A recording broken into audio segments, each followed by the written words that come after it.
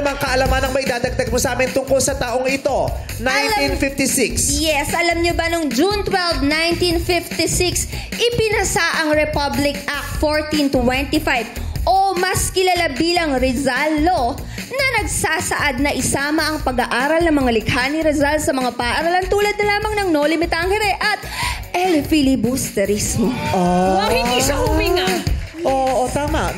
Huwag hihinga. Hindi natatapos yung information. Kaya yan pala ang dahilan, yung batas na yan, kaya pala pinag-aaralan na natin sa high school. Diba? Pinag-aaralan sa high school ang El Filibusterismo at Noli. Noli muna diba? Noli nung third year kami, tapos El Fili nung fourth year. Yes. Ang galing. Thank you sa Republic Act 1425 o mas kilala bilang Rizal Law. Ang galing. Kailan ba ang Rizal Day? Rizal Day is December 30. Ang galing. Ang galing. Oo.